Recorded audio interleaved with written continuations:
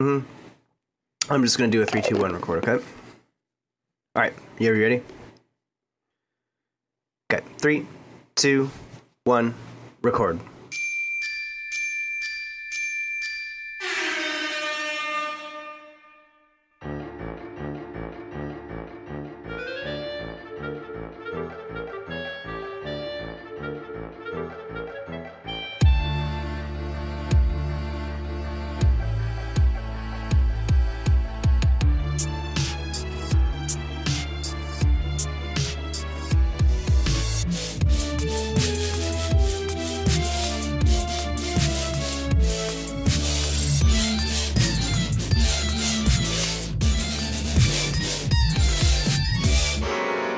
Yeah, you were talking about getting all your philem out. Getting all the cum out. Getting all that milk. You know what they say about milk now. I mean, if you drink milk, you're obviously a white nationalist. I just need. I prefer to call milk Hitler's cum, so I had to get Hitler's cum out of my mouth. I completely forgot the joke that I was going to make. I am very sorry for doing that. I didn't know you were going to go into a joke. No, I was gonna transition into a joke, and I just completely Hitler's cum has completely distracted me from whatever it was I was gonna say. Oh jeez, I am so sorry, dude. Well, oh my god, does this count as meta shit? I guess so. I don't know. Hang on, I'm gonna name the episode right now. Welcome everyone who's listening to the fucking amazing podcast, or for short, FAPcast, episode 003, which I'm officially titling now, Hang On, I Gotta Get Hitler's Cum Out of My Throat. Well, that's a way better intro than the intro I was gonna do. I was gonna do a spoof on PewDiePie.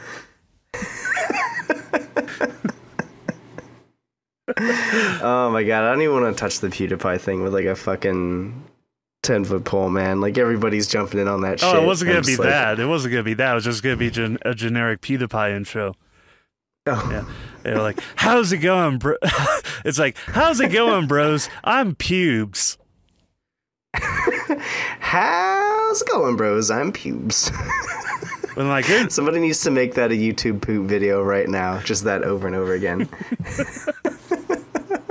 Oh, man. My name is Pubes. So you're gonna have to help me here, because I'm looking through the show notes, because I go through the show notes of our previous shows just to make sure I don't reuse cool shit. And you have to remind me, in the last episode, did I talk about a colder war? I don't remember much of that episode at all. Now, I think you might have talked about that on the episode that we lost, that we are currently re-recording right now. Okay. But then we also took our cool shit from our last episode, from the episode that we lost. So let me go back through the show notes, and I've actually created a Google Drive folder. We're being all organized this time around. This is a new level of, dare I say, professionalism that we have added to our podcast. Oh my god, what did you talk about? Yes, you talked about a colder war last time. Okay, I'm gonna assume I did. Yeah, because again, I don't remember a whole lot. And I don't have a problem. The way I see it is that everybody has a problem. They have a massive deficiency of alcohol. So what you gotta do is you gotta quickly build up that level of alcohol, and anything on top of that is just fun and games. I don't have a problem. I can't do that, unfortunately. You know that. You can't let your internalized racism keep you down. Get it? Because the joke is that Asian people can't hold their liquor. I remember the story I was going to tell. So, you were talking about getting phlegm out of your throat before the recording. Yes. Here, and I was just saying that I have my water bottle, which I frequently open and drink from while I'm podcasting. It's a Nalgene.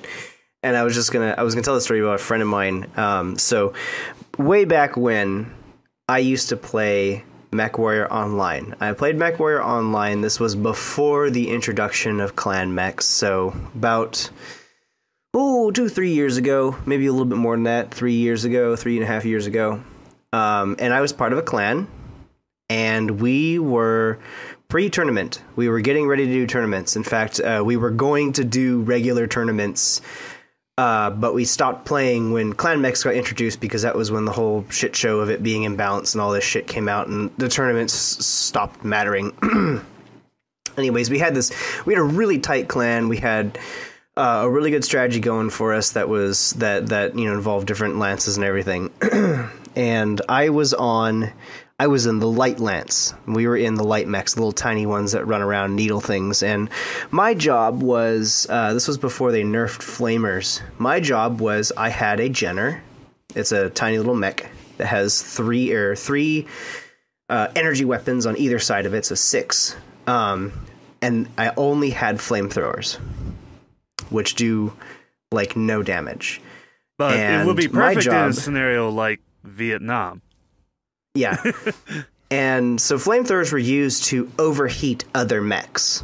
So if you had 6 flamethrowers on you, and you jammed yourself up the ass of a gigantic mech and just unloaded your flamethrowers in them, they would shut down. That's a really good tactic. That's a really good tactic. And then my other 2 friends, another one who was in a Jenner with 6 medium lasers, and another one who was in a Cicada with 6 medium lasers, would then proceed to needle the giant's head down until it exploded. And that was our job. Our job as our light lance, our job was to find large titanic mechs that were overextending their bounds, getting too far away from the rest of their group and getting cocky, shutting them down and just decimating them in seconds. That was our job. And everyone referred to me as Sandwich Guy because I always was eating something over the comm, and everyone could hear me, and they would joke about how I was always eating a sandwich, and sometimes it was a sandwich, and sometimes it was just a bag of chips, which I have a bag of chips right here that I'm going to be eating during the podcast. And I would always have my mouth full of food, and I'd be, talking back and forth with the clan leader with my mouth full of food, and she would always say, "Stop fucking eating, you dumbass, and pay attention to what you're doing." But one of the other guys in our team was as much of a fat, lazy piece of shit as I was, and he used to work at a hospital. And so IV racks? Yeah. Right? So the hospital that he worked at closed down. And naturally, when something like that shuts down, employees begin to steal things, right? So he stole an IV rack from the hospital that he worked at, and he wheeled it over to next to his computer, and he hung from it I'm not kidding. 2 3-liter Camelback bladders. You know what a Camelback is, right? Yeah, I have one. Yeah. It's those backpacks that have it's a fluid bladder of liquid, and he would fill one with water and one with something like iced tea or soda or not something sugary, because that's hell to wash out, but like iced tea or iced coffee or something, like weak iced coffee, because it was a 3-liter bag. And he would literally just have this thing next to his computer, and one of the bite mouthpieces perpetually stuck in his mouth. And he would just sit there, and you could hear him over the comms. Like, it was like the funniest shit, because this guy was such a lazy fuck that he didn't want to like have a water bottle or a cup or some shit next to his desk. He literally just had a hose hung from an IV rack that he stole from a hospital that he would just drink from. That's funny, but that's absolutely not surprising, because I know of people who are so into vaping, yet they're so lazy that they just hook up their vaping rig to a car battery, so they don't have to worry about charging. So they don't have to get up and plug it into the outlet or USB or whatever. Yeah, so it would like literally it would last them like a fucking month. So, oh my god, never underestimate the powers of laziness. Laziness, much like necessity, is often the mother of invention. Absolutely. That's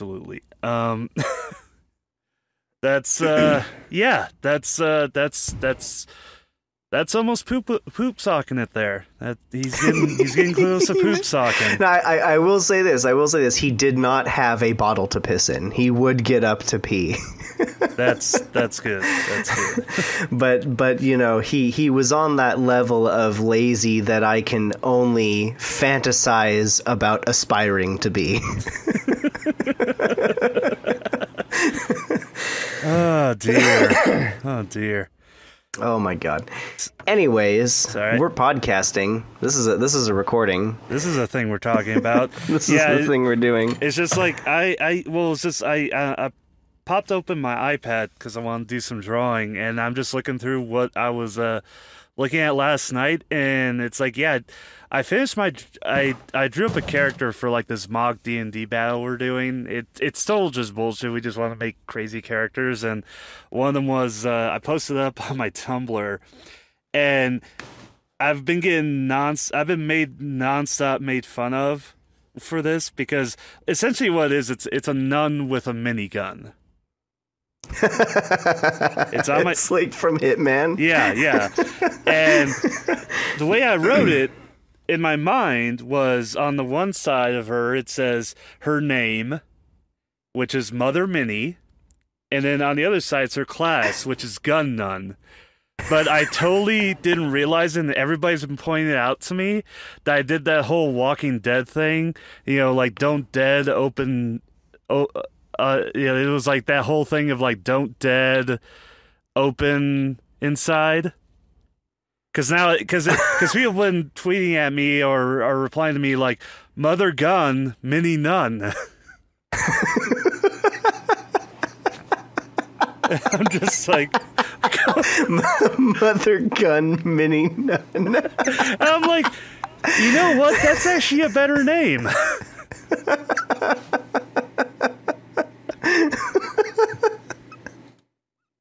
Oh my god, you have to make a real D&D character named Mother Gun.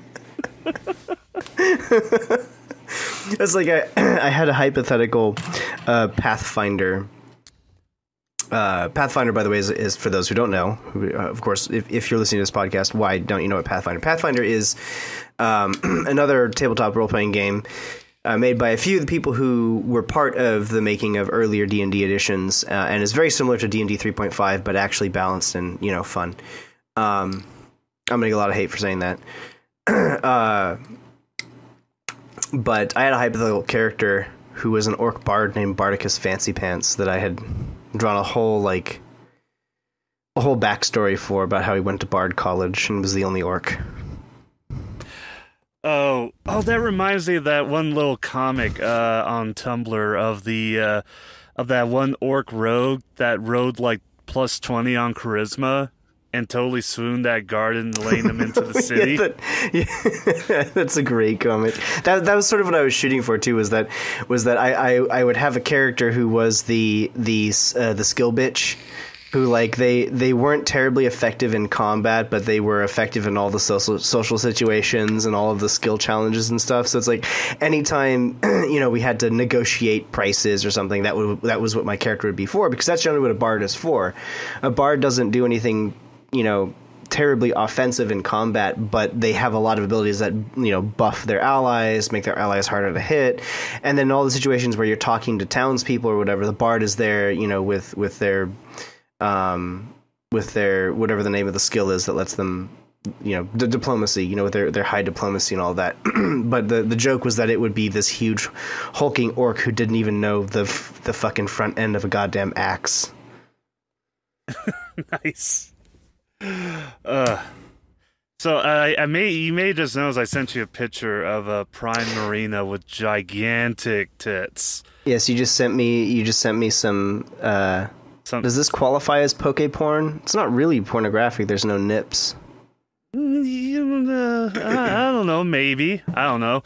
I just, because when I popped up in Discord on my iPad, I just remembered that I was in another Discord channel with a bunch of YouTubers, a bunch of fans and shit, and I'd gotten into a row with a guy because it's one of these YouTube channels or it's one of these Discord servers where it's a lot of like anti-SJW types and stuff, and there's like a shit ton of shit posting and everything.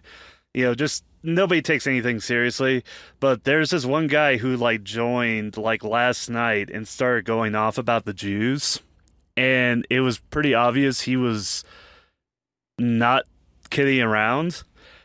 And he was going off about how he was taking an ancestry test and how upset he would be if it came back that he had some Jewishness in his ancestry. Like it was either like he was taking a DNA test or he's researching his ancestry or something. Yeah, like familytree.org or whatever that website is. Yeah, something like that. Because he was, again, it's just some alt-right fucking cuck, But I got into a row with him about, like how fucking terrible it would be to be a Jew and everything. And I, because, I can do that. And it was just pretty stupid. And then I what ended up making him block me, and then I find out this morning he actually left the server because he found out, oh wait, Sargon of Akkad and all these people, they're not actually Nazis. They're just it's like, oh, these this isn't the real shit. We're all just posers and fakers. We all just pretend to be alt-right for the lols. Yeah. Anyway. But what got him to block me was when I pointed out the fact that Al Scorzani spent the last couple decades of his life fighting, doing assassinations for Mossad, hunting down Nazis. Because he thinks that Al Scorzani is a hero to Nazi Germany. And it's like, no, it's more like Al Scorzani was just an opportunist, and he was given an opportunity and he fucking took it. I mean, yeah, it was at the end of, it was at the barrel of a gun from Mossad agents, but yeah, he spent like 20 years with Mossad, and he killed like 3 Nazi scientists who were working in Egypt, and then like 2 high-ranking Nazi officials in South America. And he made a shit ton of money because Mossad was just like, yeah, whatever you can loot, you can keep, and he made a ton of fucking money. So, yeah. Just a quick aside, and this is why I don't take Nazis or alt-righters that seriously, is that if you point out history to them, their arguments collapse right away. Oh, yeah. Yeah. I mean, even with their fucking heroes like Otto Skorzeny, it just collapses right away. So, yeah, don't punch a Nazi, just embarrass the fuck out of them. It's way more effective, in my opinion. I think we should just bring back the whole pie in the face. Oh, dude, pie in the face. Yeah, pie in the face.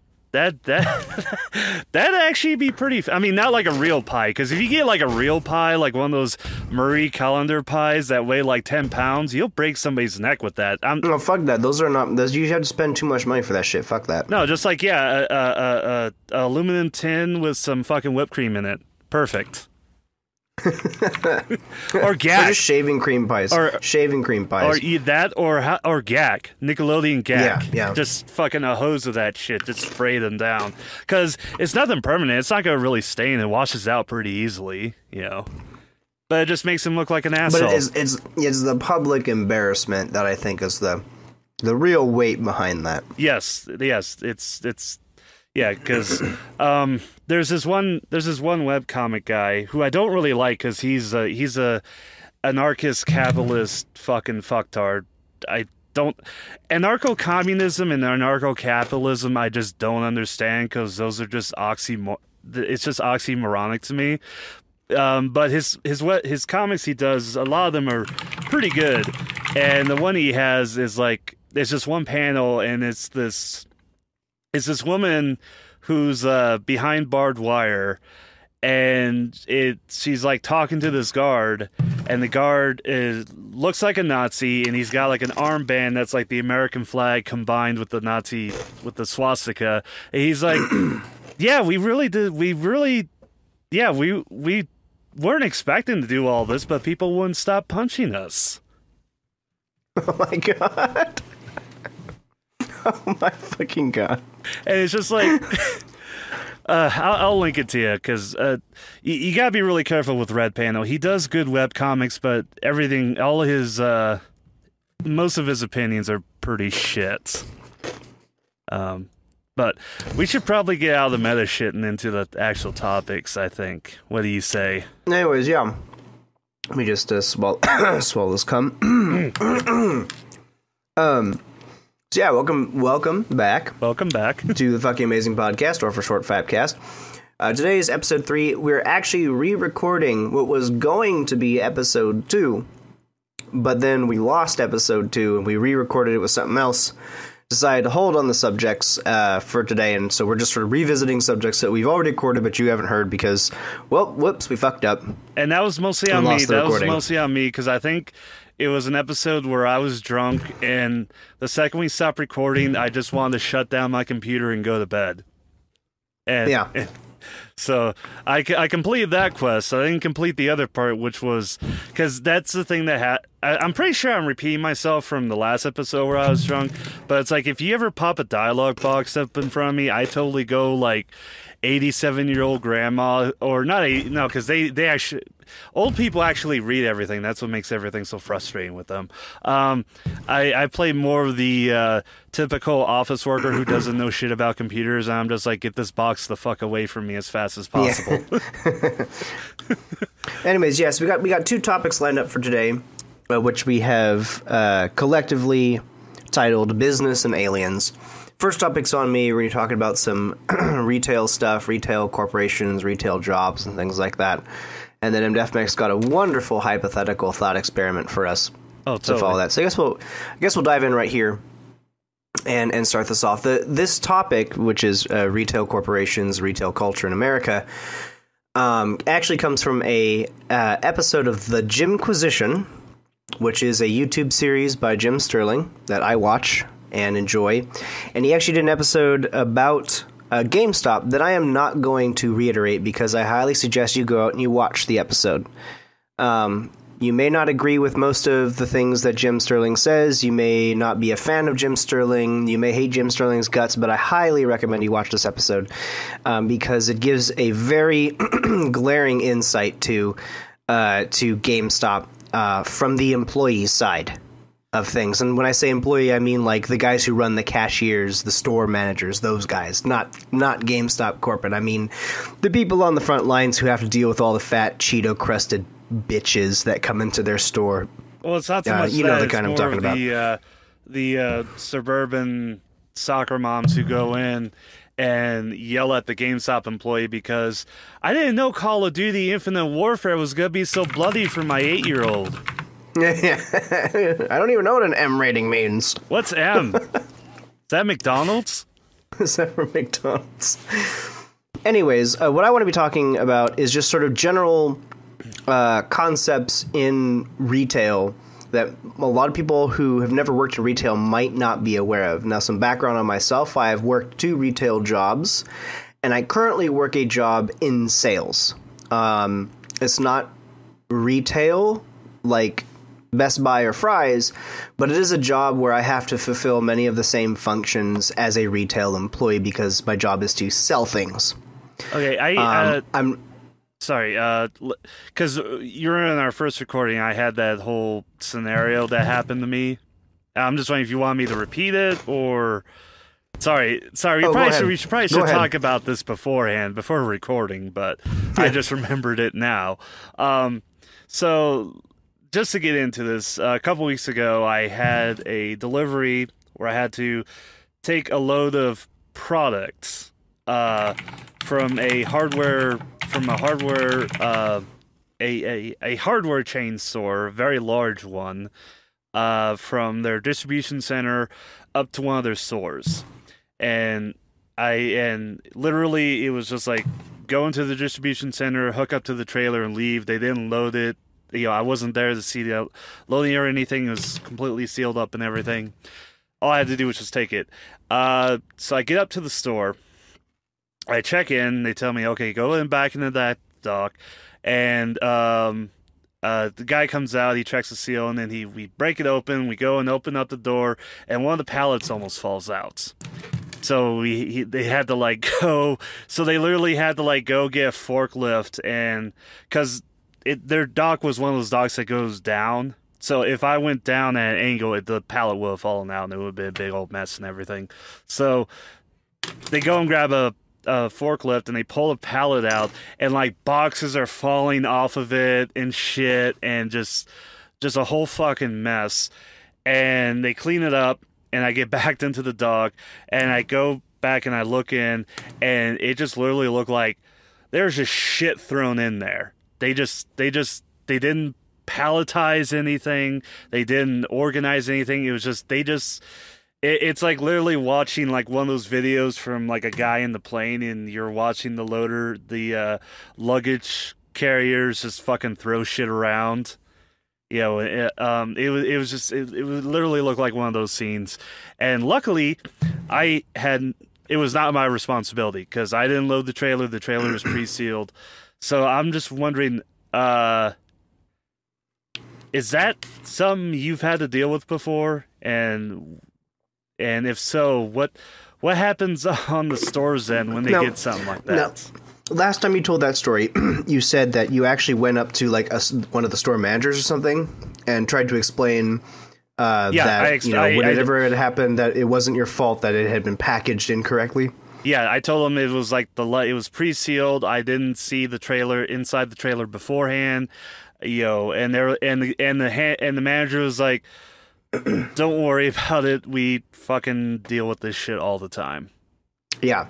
That's a pretty common reaction because in both of the retail jobs that I worked at, and they're both sort of big box stores, think Best Buy, think Fry's, think Big Lots, Not that I've ever worked in any of those locations. I will not be saying where I worked. No, that's a very dumb idea that's mentioned where you've worked. But that kind of shit is common. People who work at warehouses and people who work at distribution centers are either retarded or lazy or both.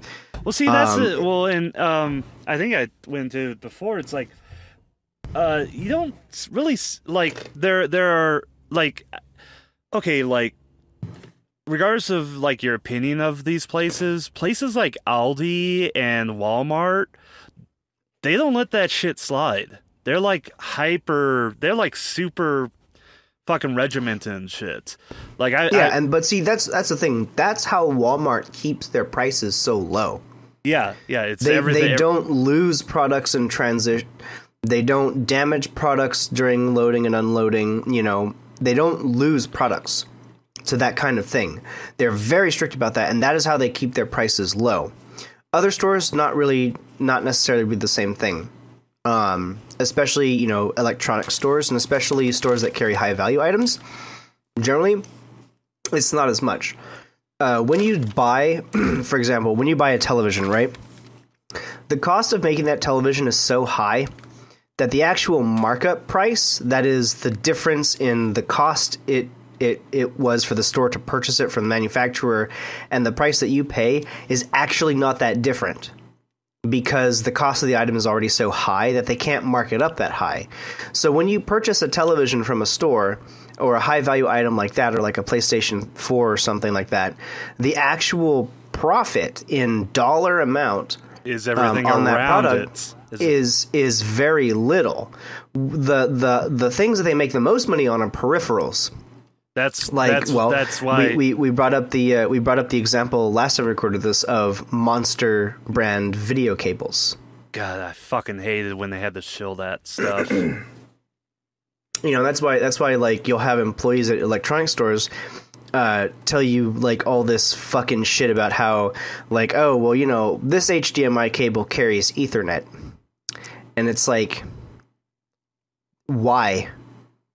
Well, it's not like why. It's like, okay, why? Okay, so you're trying to sell me this monster cable that has HDMI 1.4, which does have Ethernet. That's just the way the standard is. Mm-hmm. But it's 3 times the price of this Dynex cable that does the exact same thing. Mm-hmm. Yeah. And because it's name branded, they can mark it up. And because it costs the same amount as any other fucking cable, because it's just a fucking cable to make, maybe the like the plastic bits might be a little bit of a higher quality, but the price difference really isn't that same when it comes to manufacturing. But because they can mark it up so high, because it's brand name, because it has all this shit in it, they make more money off of those things than they actually make from say selling a stereo. Yeah. And the most money that's made at places like this are on things like store-based warranties and things like that. Oh, that shit's like just free fucking money. Yeah, because they're banking on the fact that you're not going to need it. And even if you do, it's like, whatever, we'll replace it. It's not like it's any real loss in profit to us. Yeah, because it's probably worth more, the $30 warranty you bought is probably worth more than the fucking product anyway. So that's why they'll try to sell you warranties on headphones and stuff. Yeah, because it's like, I mean, even the shit you buy at like fucking Walmart and everything, nearly everything you buy from a store is gonna last you a long time. So it's like you don't need that warranty, but they sell you on that, just in case, you never know. Yeah.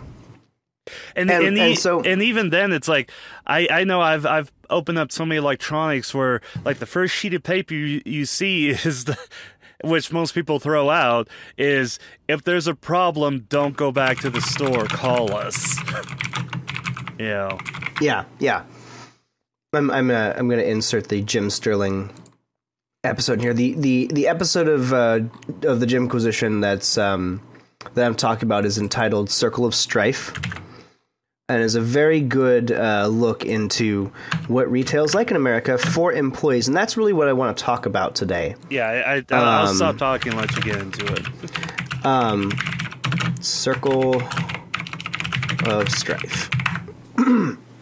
So I want to talk about it from an employee's perspective, because I want to give an inside look for consumers on how to navigate things in retail, but I also want to give an inside look to consumers about what it is like for employees to be in this kind of industry.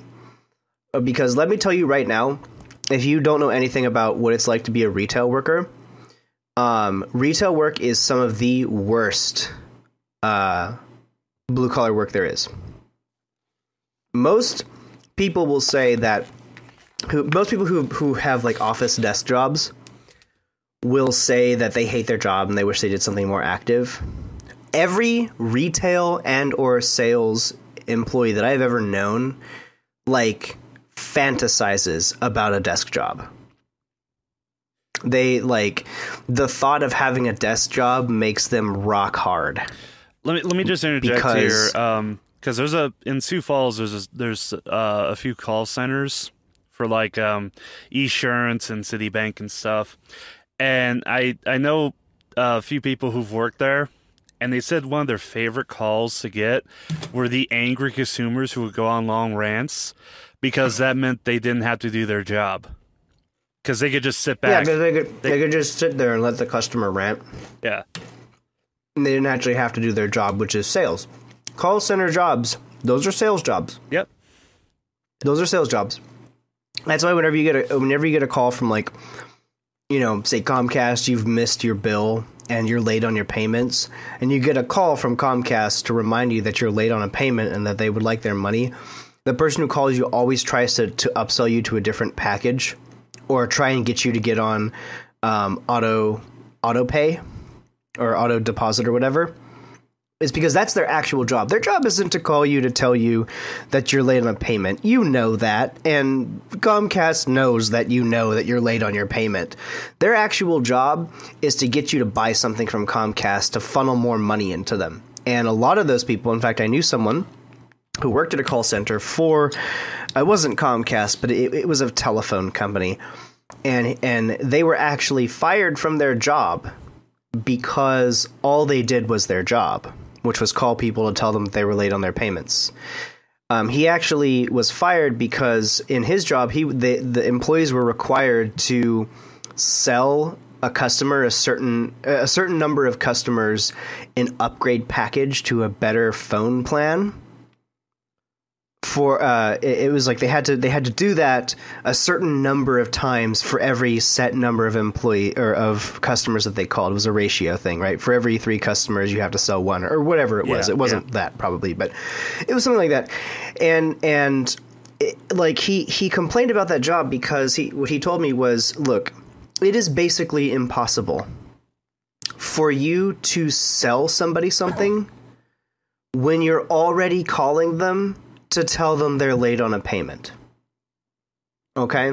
Yeah. They already know they're late on a payment. They're probably in debt and they can't pay anyways. The last fucking thing they want to hear you say after you tell them, we would really like you to pay your bills, sir. It's going to rack up interest or whatever.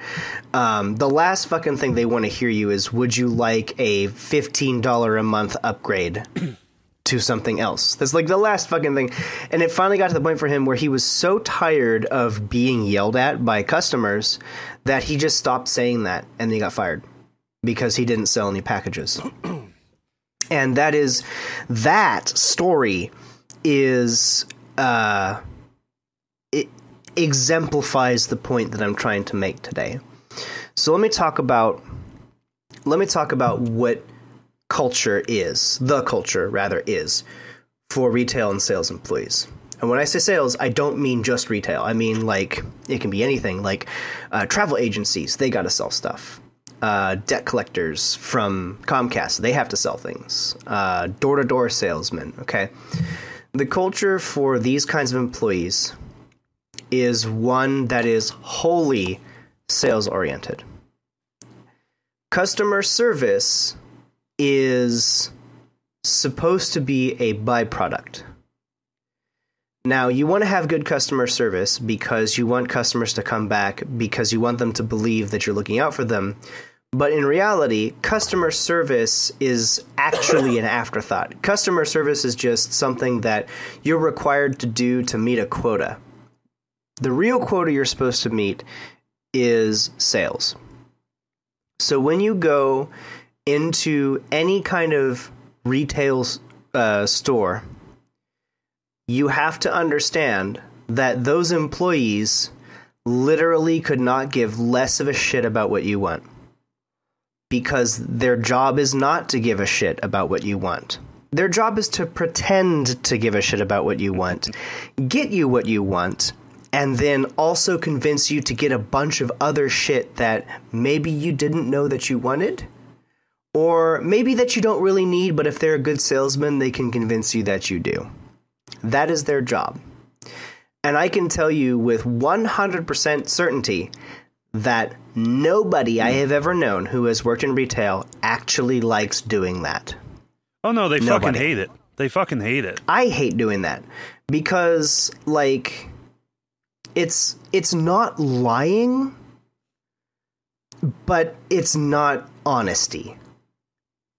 For example,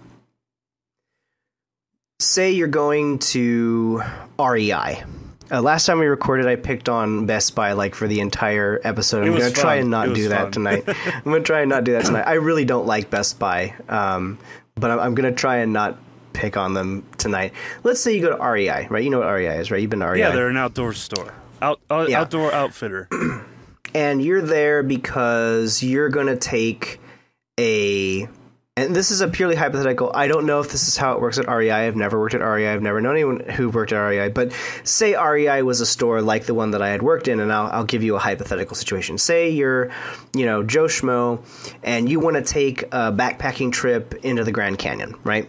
That's a fun backpacking trip. I've done it 3 times. Yeah, it's so awesome. you kind of you do your research. You have an idea what you need. You need like a hiking boots. You probably need a good day pack.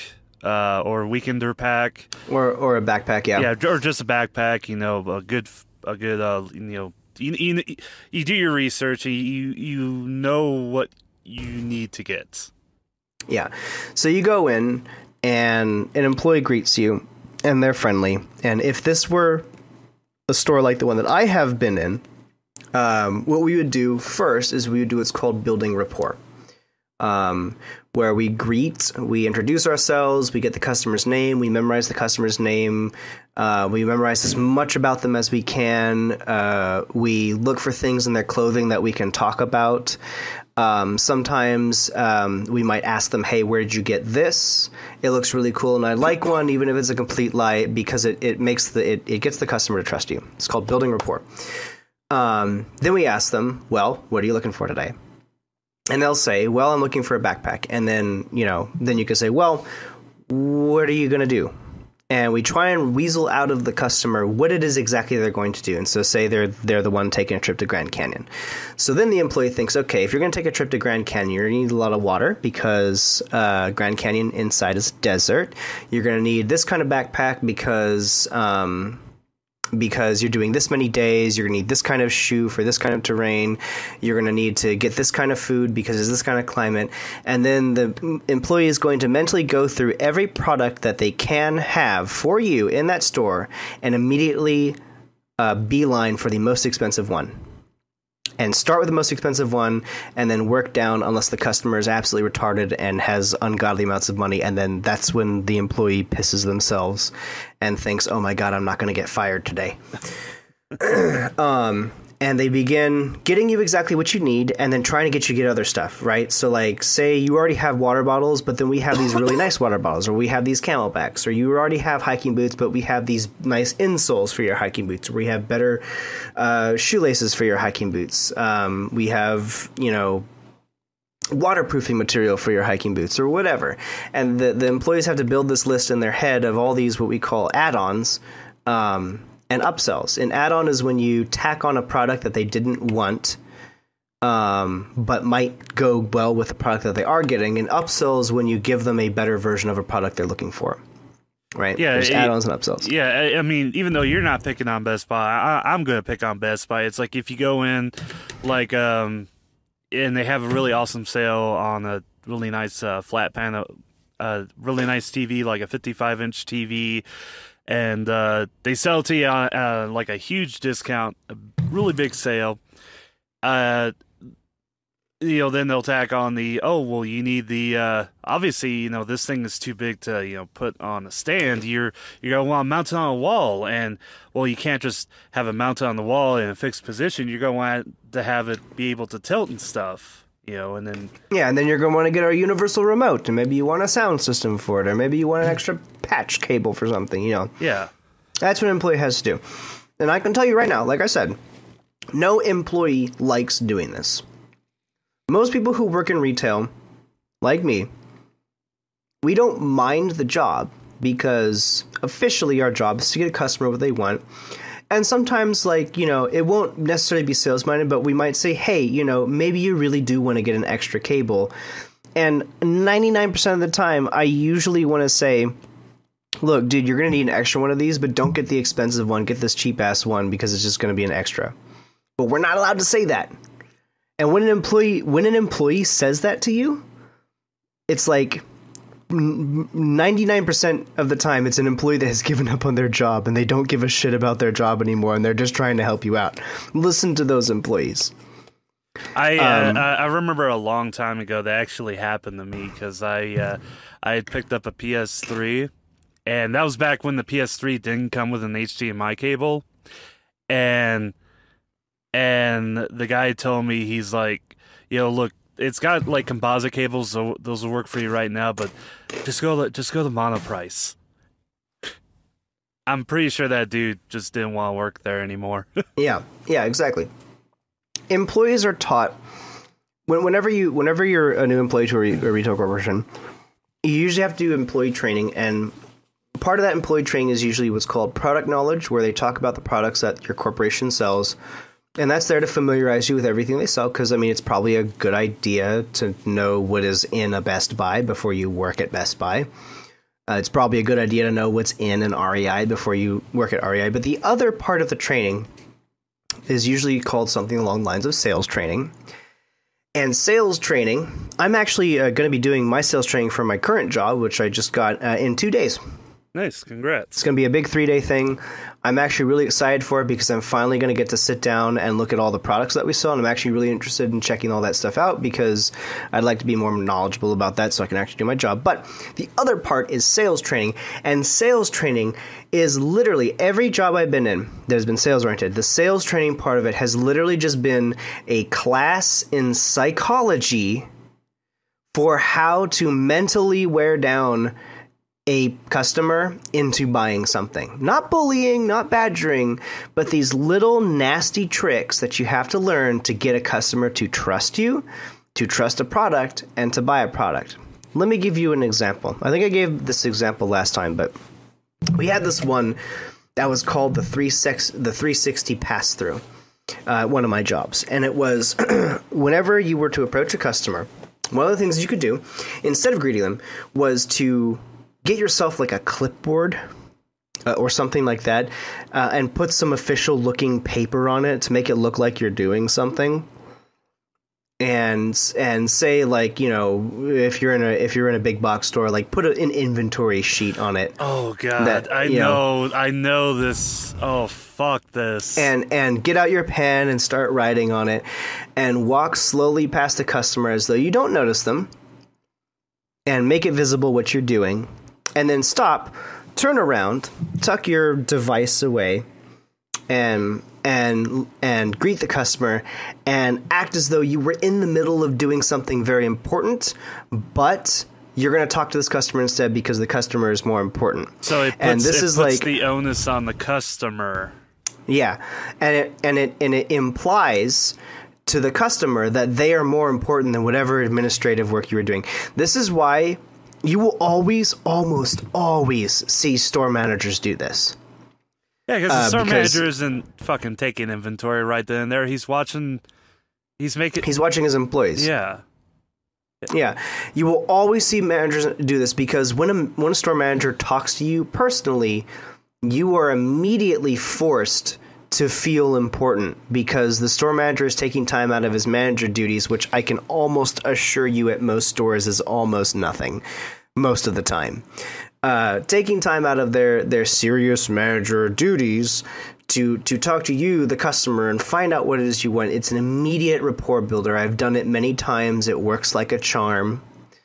It works even better if you're holding multiple clipboards in one hand and you look like you're shifting through like 3 different reports of something. And if you've got something stapled together and you're flipping through it, and then you stop and then you set your clipboards down and hold out your hand. Hi, my name is, how are you doing today? Can I help you? It works like a charm, and I fucking hate it. It makes me feel dirty when I do shit like that. There's another one we did that was called the takeaway, where I'm sure you've done this. And I'm sure that if this has ever happened to you, you have found it exceedingly annoying, because it is. Where you go into a store and an employee walks up to you and asks you, "Hi, can I help you find anything?" And you say, and you've probably said these exact words, MDFMEC, you say, "No thanks, I'm just browsing." Yes, I've done that. That phrase is infuriating to a sales employee. Because it's true. It's true. Not because the sales employee doesn't want to hear that. The sales employee doesn't give a shit if you're browsing. Okay, no one cares if you're browsing. And if it were my store and I had a family-owned store, I would say, yeah, sure, fucking browse all day if you want. Because the longer a customer stays in a store, the more likely they are to buy something. And it's like, well, if you're just going to browse and you're going to stay in the store and build up your own desire to buy something, I don't even need to fucking stand here. I'll just run the cash register and you can get whatever you want. Build up your guilt. For sitting in the store that long. Yeah, exactly. But in today's modern retail sales employee culture, that's the worst fucking thing you can say to a sales employee, because then it means they have to work at talking to you. Because a sales employee in many stores is not allowed to walk away from a customer who is, quote unquote, just browsing. They have to talk to them. In a lot of places, they have a script that they have to go to and pretend like it's not a script. And they can't just go, oh, you're just browsing. Okay, great. I hope you find what you're looking for. You know, if you have any questions, just ask. Like, that's the one thing you always want to hear, right? When you say I'm just browsing, you always want to hear the employees say, oh, okay, well, you know, feel free to look around. If you have any questions, just ask, like, right? Like, that's what you'd want to hear, right? Yeah. Because, like, dude, if I have any questions, I will talk to you. Let me sit here in silence and look at these products and compare it in my mind, you know, and I can guarantee to you a sales employee wants to say that to you, because they don't want to have to go through whatever godforsaken script that they have to read from memory, because it's asinine. Anyways, we had this one called the takeaway, which was never a customer said, no thanks, I'm just browsing. We had to reply with, oh, that sounds great. What are you looking for in particular? And I hated that. I fucking hated saying that, because 9 times out of 10, the customer would then turn to me and say, will you just let me look? And look at me like with this, you get the fuck away from me, you salesperson. And I'm sitting there thinking, like, yeah, that would be my reaction too. I'm very sorry, ma'am, but I have to say that or else I get in trouble. And it's like, okay, yes, ma'am. You know, if you have any questions, just ask. Like, and it's at that point that we're allowed to detach. But we couldn't at that job. We couldn't detach from the customer without replying with basically those exact words. And almost every time it would piss the customer off, because wouldn't that piss you off? Wouldn't that piss anyone off? Like, yeah, because you're asking me the same question over again. And in a different way and taking it back around. It's disgusting. And what's even worse is sometimes that would work on a customer and I'd be like, oh my God, I can't believe you're so stupid. How can you be such a stupid? Like, so many times I have sold things to customers and I have felt angry at the customer, because so many things about capitalistic society and sales-oriented culture, which is not something I necessarily disagree with, so much of that relies on consumers being smart, right? Because a smart consumer is what drives companies to compete with each other, and competition drives invention and lower prices. It's necessary for a capitalistic society to have competition between businesses, and competition between businesses must have smart consumers, because if you have dumbass consumers, then there's no competition. They'll just buy the brand name. They'll buy Beats not even fucking knowing what's in their headphones. You know, and so I would occasionally sell like ungodly amounts of things to customers, and I would get so mad at the customer, because it's like, ma'am, you were allowing me to take advantage of you, and I don't want to do that, but I have to, because my manager's standing over there watching me, and if I don't take advantage of you right now, I might get in trouble. But God, how can you be so fucking stupid to let a salesperson do this to you, you dumbass? Like, and I would get so mad, and I fucking hated it. It was super annoying. Anyways, what I'm trying to say is, when you deal with sales employees, please keep these things in mind. 1, they are there to sell to you, so be suspicious of them. 2, please be suspicious of them quietly. Because I guarantee to you that employee knows that you're suspicious of them, and that employee knows that you probably know that they're going to sell stuff to you. And that employee probably doesn't really want to take advantage of you, but they have to, because their boss is standing 15 feet away, or their boss is watching them from a security camera, and if they don't do their little script and attempt to sell you something, they get in trouble. And in some retail stores, people are hired and fired based on sales numbers. And, you know, there are some stores where not meeting a certain number of or a certain ratio of sales, or a certain number of promotional items or whatever, is grounds for termination.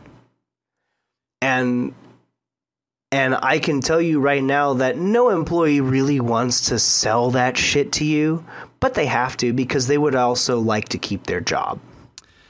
Let me tell you something, and I don't want to make it sound like I'm trying to make Walmart out to be this great place. It's not. Walmart's fucking garbage. I hate Walmart, but they know how to run their shit.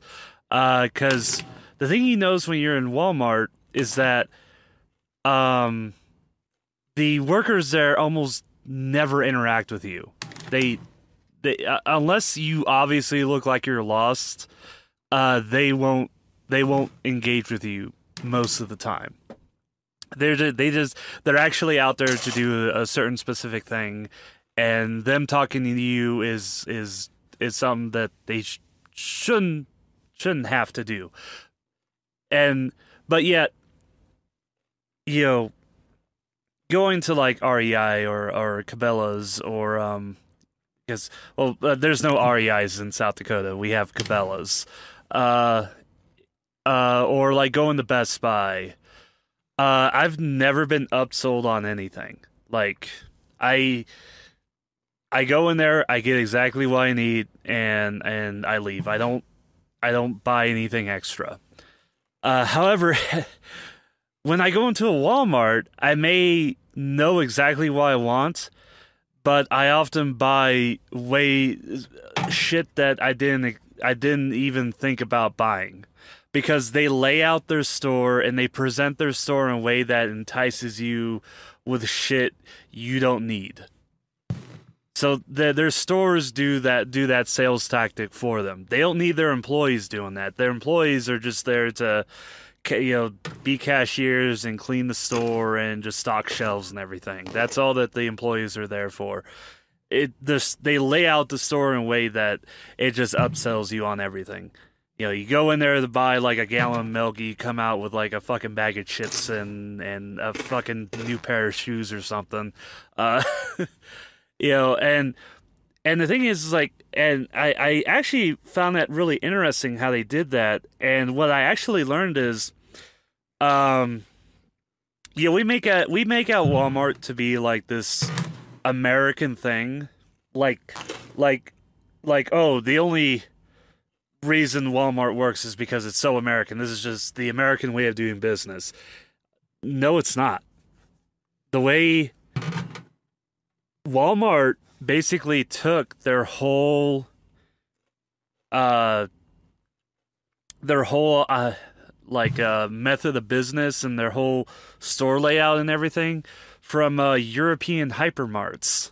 Like Carrefour. Yeah, and Eastern philosophy as well. There's a lot of basic and some advanced feng shui that goes into the layout of a Walmart. Yeah, Walmart is way more European because because I've actually read into it. It's like their whole idea of like those standees that they have like when you go into the Walmart, you generally have like 2 lanes. Like from the entrance, there's 2 big lanes, and they put those pallets in the middle and stuff that have just like shit that you could just pick up and throw in your cart and not think for a second about it. And they had and like the end caps and stuff. That all came from when wasn't the founder of Walmart, but one of the members of his family took a trip to France and went into a Carrefour hypermart because they were doing it over there for years before it was even done here. And Walmart just basically took the idea and brought it over to the States. So yeah, Walmart may be iconically American, but the way they run their business is not American. American in the least. The iconic way of running an American business is Best Buy. Yep, Best Buy's. Yep. Best Buy, and it used to be Tiffany's as well, the jewelers. Yeah. Very American. Because the American way is customer service first. Well, we pretend that customer service is first. So the point of sale is always the interaction between an employee and a customer. Because the employee has to build that personality for the store. And then sell to you by talking to you so that you're not being sold to by a building. That's a wholly American philosophy. And the truth of it is that, like I said, customer service is not first. Customer service just pretends to be first. Yeah, and then, again, in the case with Walmart, they just run under the philosophy of just hyper-efficiency and knowing you're going in there for a certain amount of items and then just attracting you with a bunch of other shit by just putting it in front of your face. And then you have Aldi, which I don't think Aldi's out there in California yet, but they're all over, the Midwest and the East Coast, where they're just like, we know you don't have Aldi doesn't bullshit you. They're like, we know you don't have a lot of money. You're in here to get food. Let's just make that as efficient as possible. Mm-hmm. Yeah. And that's Walmart and Aldi get a lot of hate. They get a lot of hate, but they know exactly what the fuck they're doing. That's why they're all over the goddamn place. And God, one of these days I want to just get into one store in particular. I know I've never worked for them. I'm pretty sure you've never worked for them. But I've had to deal with them. Is Safeway, because I fucking hate Safeway. I hate that store so goddamn much. Yeah, that's all we have out here. Safeway, Lucky's, and Albertsons. Fuck Safeway. Fuck Albertsons as well. But Safeway, oh god, God. But you have to remember also at the same time, Walmart and Safeway, Lucky's, Albertsons, places like that, those are not sales jobs that those people have. No. Those are stock boy cashier jobs. Completely different. Yeah, completely different. And those guys do their jobs. If they do their jobs well, then the customer always likes it because it's efficient. You pay for what you need, and what the customer basically sells to themselves. They go and they get what they need. Maybe they get something else that's, positioned in an opportune way. The employees don't give a shit how much you buy because they get paid the same amount, and they get looked upon by their boss in the same way no matter what. Yeah, it's like, basically, as long as you don't get into a fist fight with the consumer, you're doing okay. Which has happened. God. God. I know you've watched them, the Black Friday videos. And it's like, yeah. you see those videos, and they're always at Walmart, where it's usually a fat Walmart. It's essentially the same people fighting each other. It's just one person has the Walmart vest on and one doesn't, and it's usually just a fat woman, two fat women, one in a Walmart vest, just fucking duking it out with each other, pulling on each other's hair, slapping, punching. And I watch those videos and I'm like, this is fucking anarchy. This is just anarchy. Black Friday is anarchy. Black Friday, we always see those tweets from people. Hearts go out to retail employees today, this Black Friday. Jim Sterling makes that tweet every year. My deepest sincere apologies for anyone working retail today.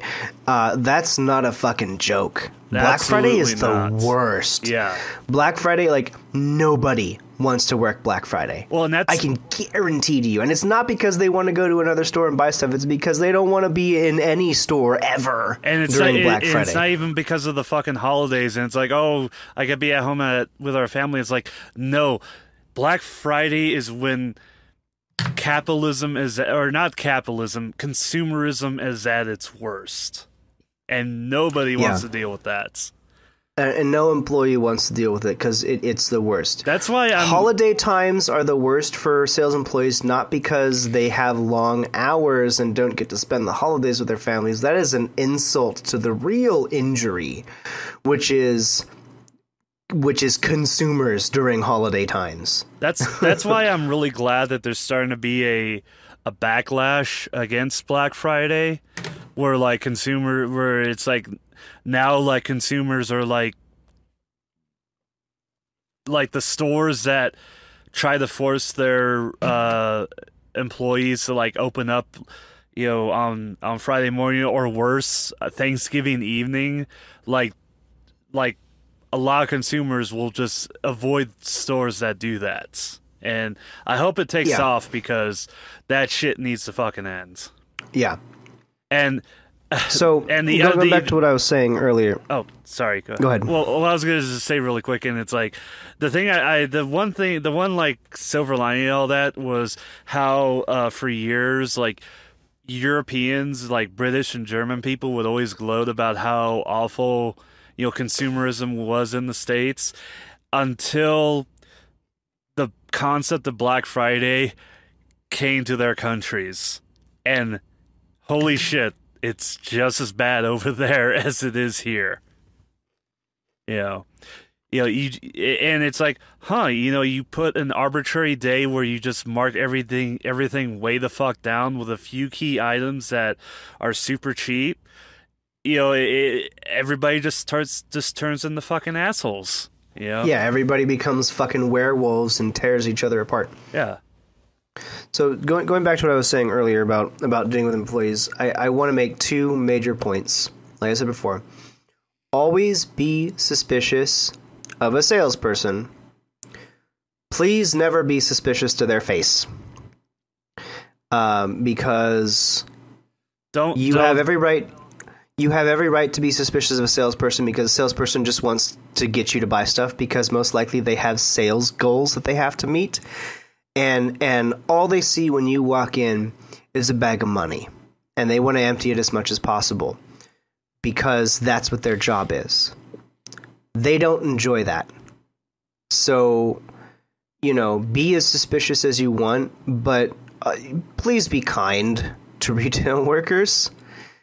People who aren't kind to retail workers who are just trying to do their job, there is a special circle of hell that is reserved for you, and I will see you there.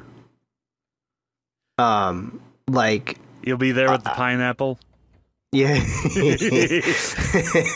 Yeah. But that brings me into my next point, which is customer service reviews. I am never going to say that you should forgive poor customer service. You shouldn't. You should never forgive poor customer service, because every retail corporation makes a promise to you that they're going to have good customer service. And if that's not given to you, you have a right to complain. However, please be aware of what good customer service is. Not being able to give you a discount is not bad customer service. I can't tell you how many times I have tried to explain to people that I can't mark a product down because I'm not a manager. And they've gotten angry at me and asked literally every time, same words. So is this what good customer service is? And it's like, I want to punch you, you fat piece of shit, because they're usually fat. And it's like, look, ma'am, or sir, I would mark this product down just to make you shut the fuck up and get out of the store, but I can't. I can't do that. I don't work corporate. I don't set these prices. Employees don't set prices. And, most of the time, employees don't even get their own employee discounts on things. Like, there's nothing they can do. So, a rude employee, that's one thing. That's bad customer service. An employee who won't give you a discount because they can't, it's not bad customer service. And that leads me to my next point, which is customer service reviews. You often will get, when you go to a retail outlet, doesn't matter which one, if you make a purchase that meets some sort of arbitrary requirement, like maybe it's over $50 or something, at the end of your receipt, it will say, go online, do a free customer service review, and earn a chance to win a gift card or something. Or like, yeah. Usually most people don't do those. In every single job I have worked in sales, those things are almost as important to an employee's ability to remain hired as sales calls, are those customer service reviews. When you give a customer service review, oftentimes the employee who did your transaction, if this is a high sales oriented kind of store, like if in a situation where the employee who does your transaction at the counter is also the employee who sold you everything and talked to you, whenever you're in a store like that and it prints out a customer service review and you do that customer service review, every job I have worked at, that customer service review is permanently attached to that employee in the company database. So when you review customer service of a store in that kind of situation, whatever that review is, it reflects on that individual employee. So, and oftentimes getting enough bad customer reviews is grounds for termination, often instantaneous and automatic in some places with that employee. So if you go through a transaction with an employee in this way and you get the customer service review and you go online and do the customer service review and you give all zeros because the products are too expensive in their store, congratulations, you may have just fired an employee. And not the guy who sets the prices, just the guy who ran the cash register and tried to sell you stuff. I think you should also note, because I'm pretty sure this is how it is with most of those surveys, the only thing they look at are the numbers. They don't really care. Yeah. They don't care about what you type in the suggestion. Yeah, nobody looks at the comments. The only times, in my experience, the only times they look at the comments are when it's either really good or really bad and they want to see what they said about the individual employee. If you write products are too expensive or store did not have what I want, the employee gets in trouble because it is the employee's job to convince you that the prices are good and that even though we don't have the exact product you're looking for, I have a better alternative. That's their job. They have to do that. So when you say in a customer service review in this kind of situation that the store did not have what you wanted, that doesn't change what the store has. All it does is the territory manager gets angry at the employee for not being able to convince you that the store had what you wanted.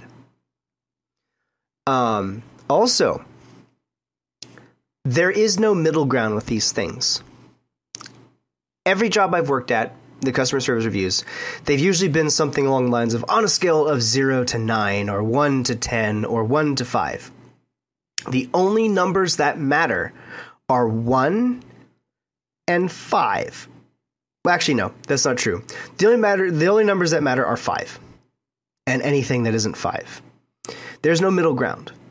In one of the stores that I worked at, you had to get 100% on your customer service reviews because anything less than 100% was considered a failure.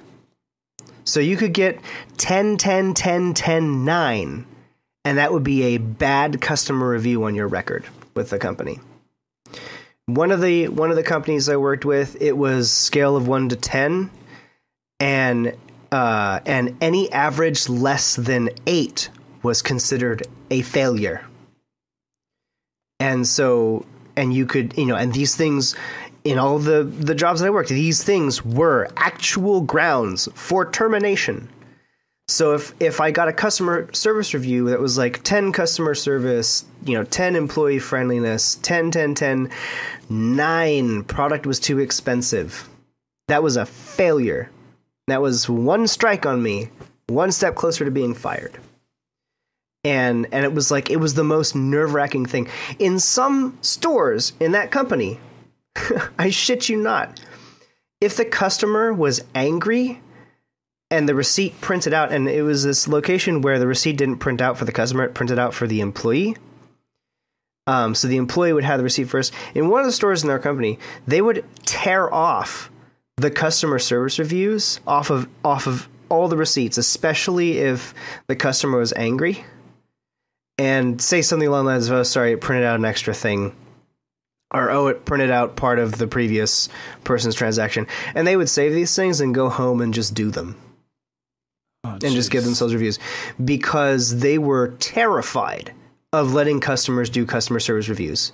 Because in that company, even if it was 99999, those weren't 10s, it was a failure.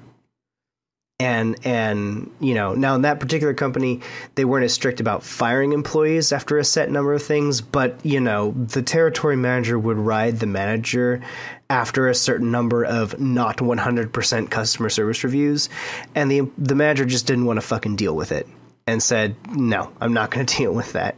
I don't have time to talk to the territory manager for 3 hours on the phone to explain why I got a 90% on a customer service review." And so what I'm trying to say is, when the employee is a fucking terrible employee and is rude to you, or is racist, or is, not doing their job, is lazy, by all means, give them zeros on the customer service review. Those people probably deserve to be fired. If you're angry at the store, and it's a situation where there's nothing the employee can do for you, please don't do a customer service review. I can guarantee to you that nobody at the corporate level ever sees those. At best, it goes to the territory level, and usually only for the territory manager to decide whether or not to punish an employee. It doesn't change the stores. It might make you feel better, but if you're doing it just because you feel better, fuck you. These people work for minimum wage most of the time. Fuck you. Sorry, I'm just like looking at this picture of that Primarina I sent you. I'm trying to draw that mouth. Anyways, sorry. That's enough of me ranting about sales culture. I think it really all just sort of boils down to, please be kind to retail employees unless they're dicks. Then don't say anything to them and try and get them fired, because fuck them. They're supposed to be nice to you. Just a quick aside. Whenever I go to Walmart, they give you that survey, or if you fill it out, you can like buy one get one on a sandwich or something. Mm-hmm. And I usually fill those out because, hey, it's free food. And I usually give like 5s all across because it's fucking McDonald's. As long as the place as long as there isn't like gunshot holes in the windows. And you're talking about McDonald's, not Walmart. Yeah, McDonald's. Did I say Walmart? I meant McDonald's. Yeah. As long as all the lights are working and the toilet's flush and there's no like gunshot holes in the windows or the walls.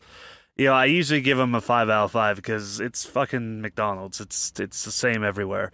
But what I'll do, because I know they don't fucking read the comment section, is that in every part where it asks you to put some like words in, I just say bring back the McBurrito and bring back the McBagel.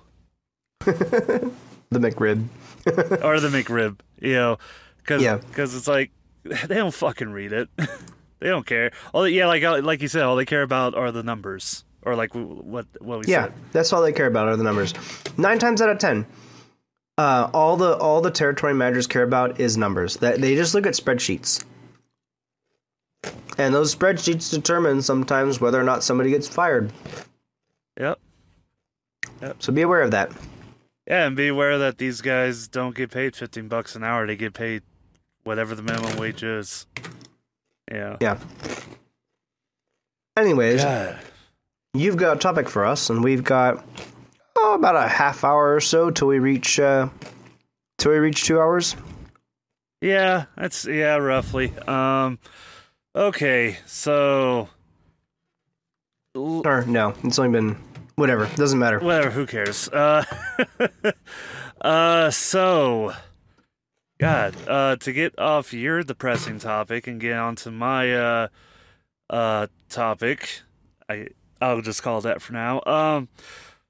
Let's say that at some point we get contacted by an alien species, and they're not hostile or anything. They're actually they take it upon themselves to make sure they've been observing us, and they take it upon themselves to clearly communicate their intentions, what they want to do, and so that we don't get a situation where like they like blow up one of our cities, and it's like, oh, sorry, we meant to say hello.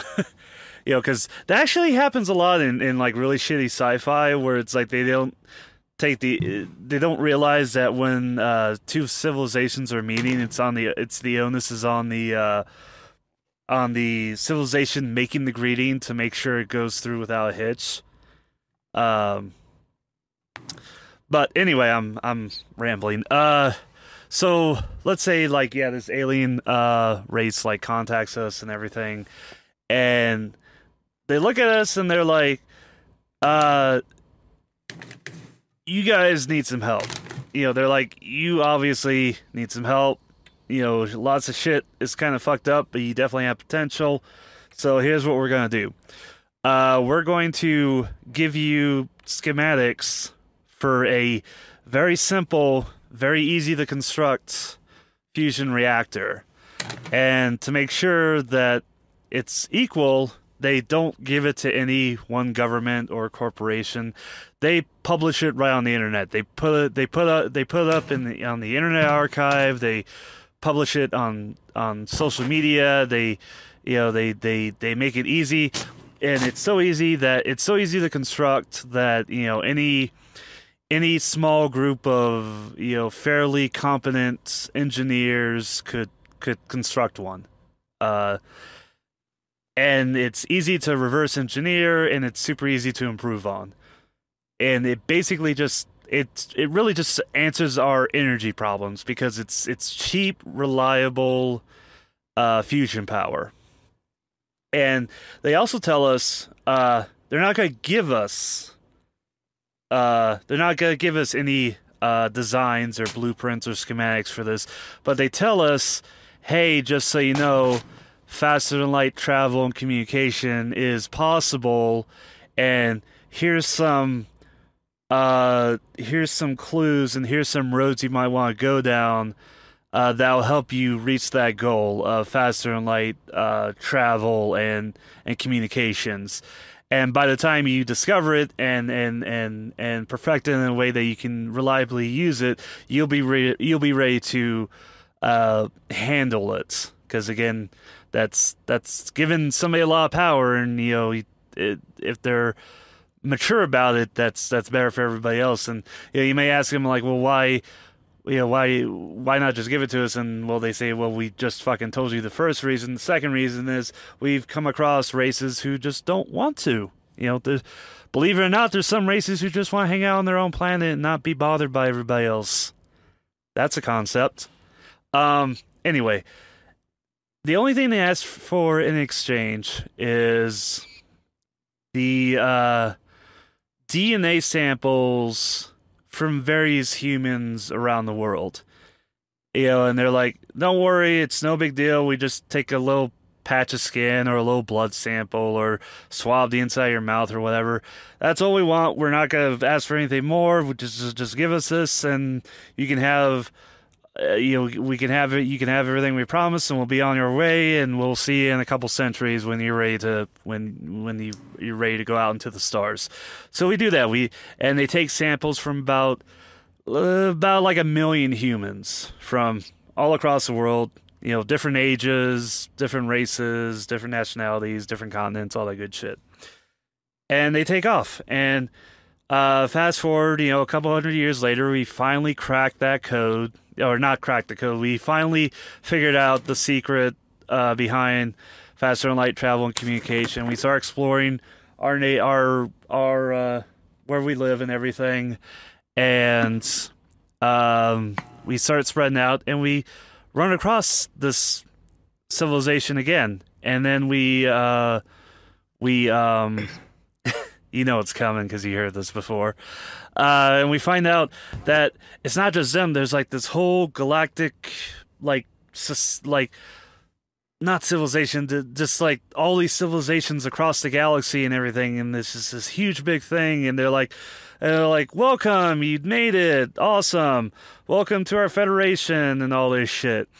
And we started interacting, we started trading, delegates, and we started getting to cultural exchanges and all that shit. And then we find out that we find out that for the past couple hundred years, the most popular delicacy across the entire galaxy is vat-grown human flesh. And I just was wondering, and not only you and bullshit, but I guess anybody listening to this, what would you feel about that? What do you think we should do about that? I believe this bears this requires some context. Now, they are growing human flesh to eat, but none of it is sentient, correct? It's not real whole humans, just, moisturize me, patches of skin. Yeah, it's sort of like how, like, if you have ever played Fallout 4 and you go the cannibal route and you build or like you watch Robots' Fallout 4 meat factory videos where he like throws corpses into this machine and it processes it into human meat, and it's like these big, it's like, it looks like these big gigantic thighs of meat, hunks of meat that couldn't possibly have come from a human. It's just like these gigantic slabs of meats. And it just so happens to be human meat, but it's been vat grown and it's never ever actually been a part of a human body. It's just human flesh, So it's never. It just so happens that the most favorite dish in the galaxy is human meats. That has been vat grown, and they actually. In their federation, you find out it's a common thing that's sort of it started from this original civilization where that was a thing they did, and that every other civilization has had the same thing happen to them. It's like there's like a whole menu of meats consisting of these different races. It just so happens that humans are the most popular. Yeah. Shit, dude, eat me some aliens? Fuck yeah, dude. Yeah. Like, okay, so in this hypothetical society, I'm sure there are people who would have a problem, like a moral problem with this, but I'm gonna be real with you right now. An opportunity to eat alien flesh is too good to pass up. Yeah. Like, totally. It's too good to pass up. Like say this was fucking WildStar. No, bad example. Not a lot of people play that. Let's say this was fucking Mass Effect, right? Would you eat a Turian? Or what are they called? Turian? A Turian? I would totally eat a Turian. Oh, yeah, dude. Yeah, like, tastes like snake. Yeah, like throw them in a big lobster pot. Yeah. I mean, not like a real Turian. I mean, yeah. Like, yeah, just like, Turian flesh. Or, what the fuck were those, like, they were like those jellyfish ones that... spoke telepathically, and they were trying to spread their religion. Oh, I know which ones you're talking about. I can't remember what they're called. Yeah. Dude, I would totally eat one of those. I would totally eat one of those, dude. I bet they taste just like octopus. Oh, jeez. Like, I'm salivating just thinking about this, but the opportunity to try foods never before known to man would be such an incredible opportunity. Like, I wouldn't even give a shit. Like, I'd be like, dude, is it gonna kill me? Who cares? I would want to be the first one to eat alien flesh. Like, hell yeah. Jeez, everybody else would be like, I'd be the first one to fuck an alien. You're just like, fuck that, I'm just gonna eat them. Yeah, do it at the same time. She's gonna eat human, I'm gonna eat whatever she is, and then we're gonna bang, like, while we're doing it, dude. Like, I'm sure that's a fetish somewhere, and I'm sure that if we had the opportunity to do that, it'd probably be my fetish. Just saying. Okay, how would you feel? Okay, here's a little addition to that.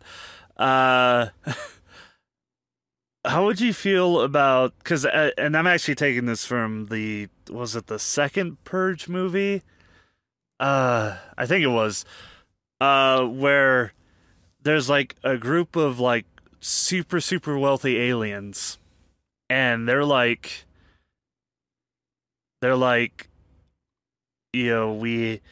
we're super rich and all this shit. We're really influential, whatever, blah, blah, blah. And they're like, we want to try the real thing. And in this whole federation, what they want to do is illegal. It's terribly illegal. But what they offer, they look at some humans, because again, our society has improved greatly, but there's still people out there who are incredibly poor. They're racked with debt and stuff. And they go to these humans and they give him an opportunity. They give him this opportunity of, hey, we will completely clear out your debt. Your family will owe nothing. And your family will actually be set for life. You know, your kids or your grandkids, they can go to the best school that they want to, all this shit. We'll basically take care of your family, but we want to try real human flesh. Do you think that's okay to do? For humans to, like, basically give up their lives in that way? I guess you could... I guess that could be a situation that could be applied to... There could be many different situations like that where that could happen. So here's the thing, like... I don't know. Like, maybe. Would you do that for your family? There's actually a lot of people in my family I don't really like, so probably not. Like, I don't think I know anybody who would do that for their family. I'm sure there are people who would do that for their family, but I don't know anyone. Like, here's my thing, right?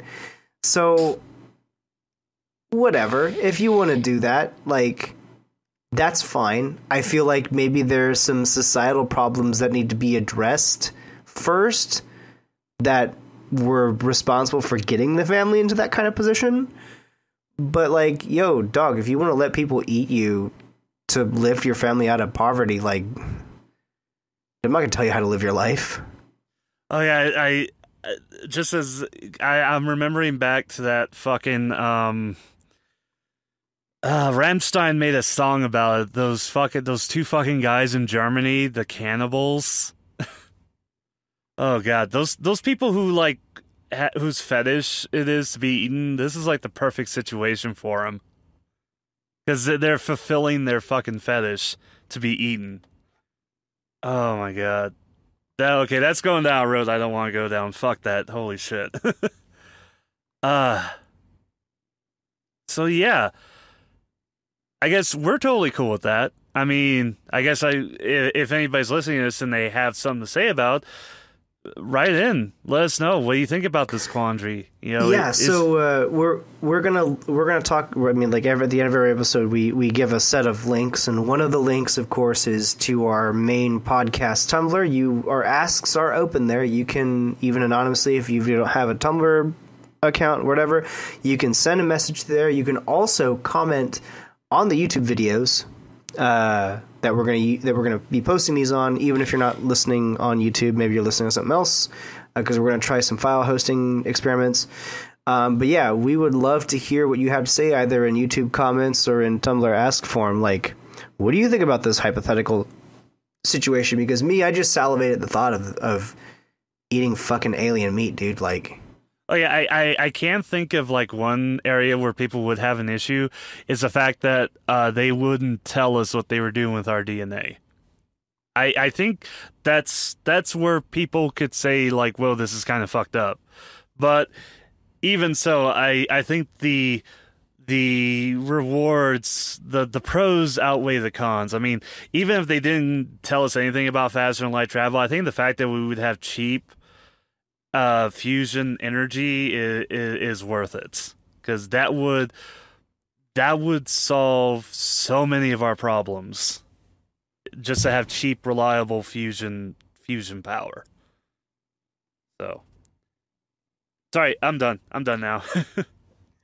Okay, with that, we move on to our cool shit segment. As always, everything we talk about or link during our audio podcast is linked and talked about in our show notes. You can find a link to our show notes on our Tumblr blogs for each episode post, as well as in the description box for the YouTube videos. But in the show notes, we have our cool shit segment all nice and labeled with all links to everything we talk about. As always, I will start us off this week. My first cool shit is a YouTube channel. The username for which I cannot pronounce, but the guy's name on Google is Thew Atoms, and he refers to himself as Thew throughout the entire channel. And the general title for this channel is Thew's Awesome Transformers Reviews, which actually isn't accurate. He doesn't just do Transformers reviews anymore. He does a lot of other stuff. I actually found him through a video he did of an unboxing of Munch Pack, which was actually how I found out about Munch Pack. But he primarily does videos about Transformer toys, as well as all the knockoffs and spin-off toy lines. He's got this really great upbeat tempo to his voice. The music in all of his shows is actually awesome because it's all done by his metal band, of which he is the drummer. And I think also vocalist. But he has this series in here called, what's it called? I'm looking at his playlist here. Knockoff Beatdown, where he gets angry about Chinese knockoff toys. And they're hilariously awesome.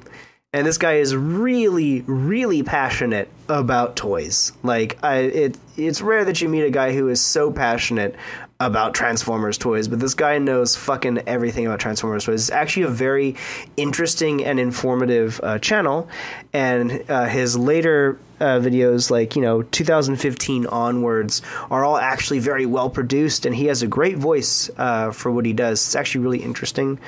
I'm gonna link an episode for him, Def Mech, here. It's his latest knockoff beatdown called the Christmas Knockoff Chew Out, where it just came out this last December, where he talked about knockoff toys he found in the Christmas bargain bins. It's actually a really interesting episode. So, Thew Adams, Thew's awesome Transformers reviews. Check out the channel if you're interested in toys. He does also have a very good Munch Pack unboxing video on there where he talks about snacks and stuff. He's a rather large man. So, we have the same beard. Yeah, that's gonna remind me of you a little bit. He in his earlier videos, he had like really long shoulder length hair. Oh god. Well, I got a haircut, so I don't look that savage. All right, cool. I'll check him out. I'll check out this video, definitely. All right, my first cool thing is something that it's funny. People always complain about YouTube recommendations, about why the fuck did YouTube recommend this shit to me? I'd never watch this. It's like, yeah, you totally would watch this. That's why you're watching it right now. You're commenting about how much you fucking hate the YouTube recommendation system. Because it finds shit you want to watch, and that's how I discovered this video, even though this video is several years old. It's American Greatest Hits by year, 1840 to 2013. So I want to say about 173 years of greatest hits from each year, which I'm surprised they went that far back, and I'm kind of dubious as to whether or not, like, the very, very early ones, like before before the Civil War, if those were really the most popular songs of that year. But I'll cut him some slack, because what I really like about this video is how it sort of shows the zeitgeist that was going around at those times. Like you could tell, like, when it was a time period when, like, America was expanding, and there was like a lot of a lot of westward expansion, and Manifest Destiny and all that stuff. And then you could tell, like, okay, the tensions are high, and oh shit, it's the Civil War, and oh, the Civil War's over, Johnny's coming home, and all that. And then like when certain economic factors were happening, like especially like with the Great Depression, and then the Dust Bowl, and World War I, World War II, all that shit. The thing is, I will say personally, the music is really fucking boring up until about 1893. It's incredibly boring, and in 1893, I forgot the name of the song, but it's like a really good song from 1893. I'm like, wow, I would actually listen to this. Everything else is just like, this is just boring background music. It's really fucking sucks. It's a really interesting, because I actually, after you sent this to me earlier today, and I actually watched the whole thing, it's actually a really interesting look into the mutation and evolution of music. But it is really funny to see, like, man, dude, like, how antiquated some of that shit is. And the thing I noticed is like you'll get time and for a while you'll get periods where like you could tell where the music was really pushing forward and they were trying new things, and then it would pull back, it would regress into like the old, and you saw that a lot like before World War II, where it's like one year it'd be like you get like big bands, like that one famous big band track I can't remember the name of right now. It's like, wow, that's really something new, like compared to what I was to the previous years. And then like a couple of years later, it regressed back into like fucking 1870s like gospel hymn or something, because the fucking Great Depression happens and people were scared, so they went back to what was familiar. But there's like a super drastic change at 1968. 1968, everything fucking changed. It was after that it just is just like a constant push forward into something new. And then it happens again in 1990 when hip hop becomes mainstream. It's just this constant push. And another thing I want to point out is that music's pop culture has always popular music has always been kind of shit. It's always been that way. It's just whatever was popular at the time. Because I imagine, like, I didn't read the comments to the video, but I imagine a lot of people are like, "Oh, music wouldn't really, fucking Eminem and Macklemore being the greatest hits. Oh, it just shows you how fucking terrible music's gotten." It's like, it's always been fucking bad. It's just whatever's been popular. I'm pretty sure, people would have said the same thing if they were watching this video in like 1957, and they only went up to 1957, and they would be like, "Oh, music was great back in the 20s. It just really went to shit when Elvis showed up with his fucking Negro dancing music." It's just. It's just the zeitgeist. It's just what's going on at the moment. That's all it is. It's really cool just to look back and I'll say it again. 1893 was when American music got its personality, because before that it's just boring as shit. It's just yeah. It's fascinating. Go check it out.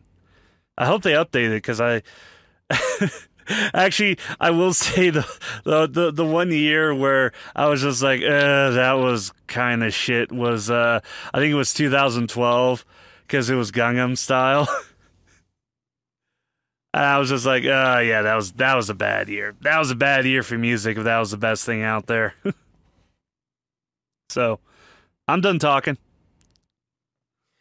Okay, my next piece of cool shit here is a video from the Tested channel on YouTube. It's called Adam Savage's One Day Builds Vsauce Glasses Hack. Now, Tested is a fun little channel, and they have a series on here called Adam Savage's One Day Builds, and it's just Adam Savage, the guy from Mythbusters, building stuff in a day. There's a video where he does a Totoro costume. There's a video where he does a sci-fi rifle. There's a video where he mods a Nerf gun to look real. There's a bunch of stuff really, really cool, very similar to stuff like Man at Arms, that series where they would make video game weapons. Oh yeah. Or Michael Cthulhu's forgery channel, where he does the same kind of thing but makes longer 40-minute videos that are actually very interesting. But Adam Savage's One Day Builds is really cool. But I wanted to talk about this video in particular because it actually outlines something that's really awesome that Adam Savage is actually doing now in his post-Mythbuster era of his life. The video is of him and Michael from Vsauce, which many of you are probably familiar with. It's a very fascinating channel, very cool host. Definitely check out that channel as well.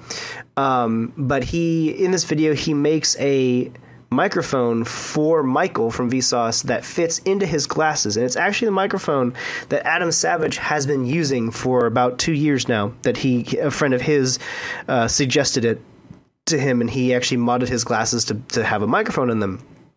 It's actually quite surprising because the microphone does work very well, and you can't even fucking see it. That's and really his reasoning cool. for doing it is that way the wires go out the back of your head. There's no wires visible to the audience, and when you need to do something like take off your shirt, all you do is you take off your glasses and then take off your shirt. You don't have to fiddle with a microphone that's attached to your shirt. So he decides that he's going to make these glasses for Michael from Vsauce because Michael and Adam Savage together are actually going on a national tour with a live show called Brain Candy, which I am very excited to hear more about. I may actually be able to pick up a showing in San Francisco. I hope I can.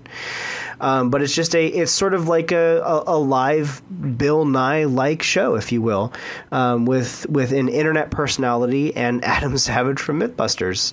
Anyways, the video is very interesting. He shows you how he actually fits a microphone into the guy's glasses. It's a really neat video.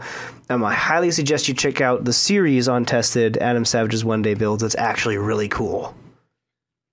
I kind of want to put out a recommendation here. If you have YouTube Red, check out Michael's series called Mindfield. Oh yes, that's a really good one. Yeah, okay. I'm not too sure how it works with YouTube Red if you can watch the first episode for free or not. But the first episode, he does they talk about isolation, and holy shit, like if you're completely without simulation, you just like decay as a human being really fucking quickly. If you have absolutely no stimulation. Yeah, if you don't have YouTube Red, you can actually watch the first episode. I actually got YouTube Red because I watched the first episode for free and wanted to see the rest of it. Oh yeah, I will say that's the only series I've from YouTube Red I've really liked. I only have YouTube Red just so I can easily save videos offline on my phone and iPad. That's the only reason I have it, and it's a lifesaver. Especially, it's awesome. Especially on my bandwidth. YouTube Red is definitely really awesome. But like, if there were a reason for you to get it, I honestly have to say, Michael's series is really interesting. It's very cool. Another quick aside, because I follow Michael on Twitter, and I also follow like people like iDubbbz and H3H3 Productions and all them on Twitter, and I just love the fact that Michael is just as much a fucking shitposting troll as the rest of those guys. Because he does not, he does not show that at all on Vsauce. But he hangs out with fucking Ethan from H3H3 and fucking iDubbbz, and it's fucking funny because they post like little short videos and it's good. It's good. Michael's just a really awesome dude. He's a kind of presenter you could just tell he's like completely into what he's doing. He's into what he's doing. He just fucking loves doing it. And I appreciate that in the host. I really do. So, on the my final thing. My final thing is I'm a big fan of Warhammer 40K. And I'm starting to become a fan of Warhammer, but I'm not like a typical Warhammer fag. I don't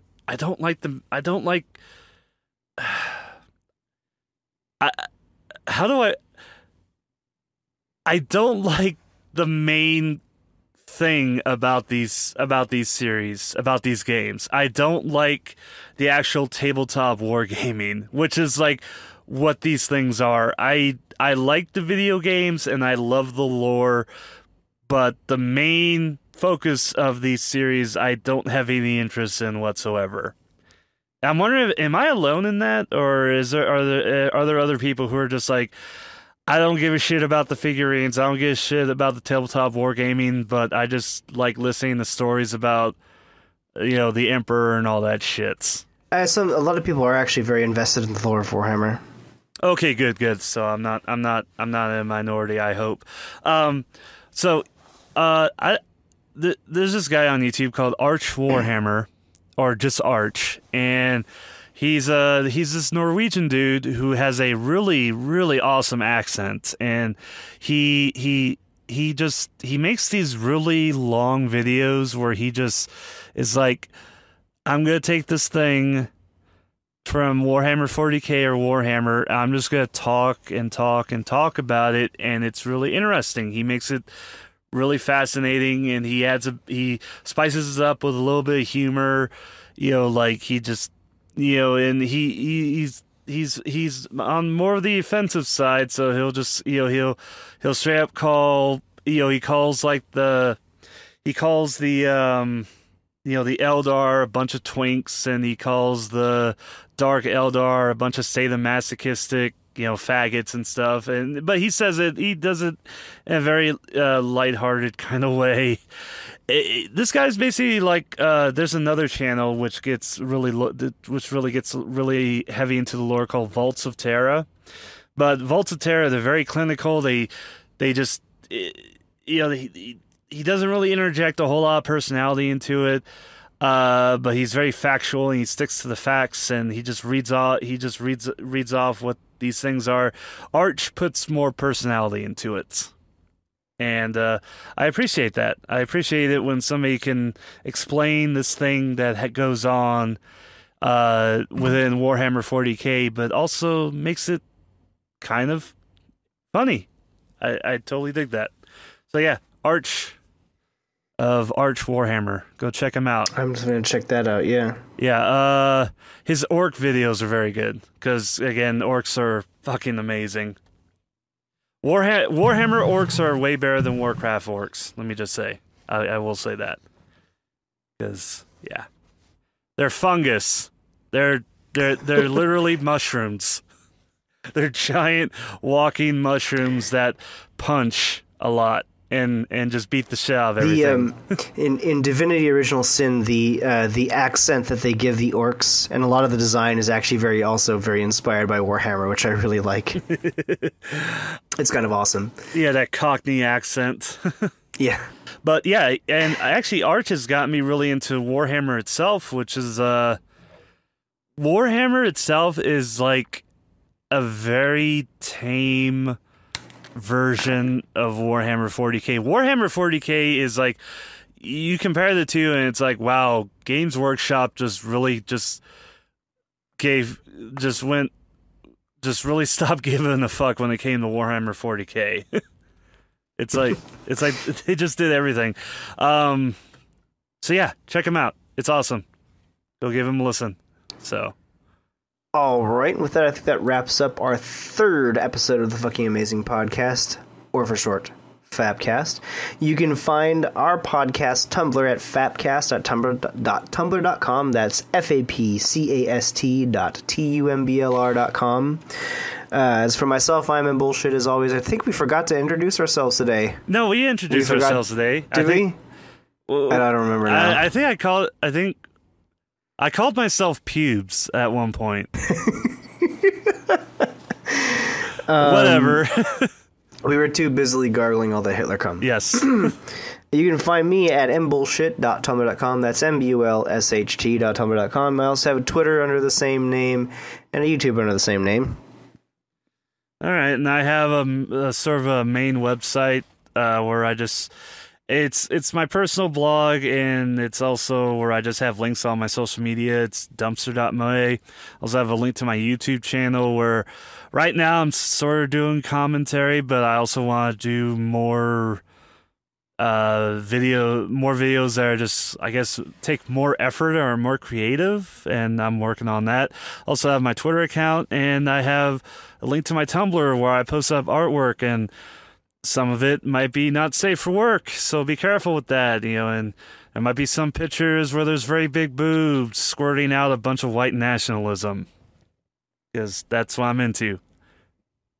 Not the white nationalism part, the boob part. Bye.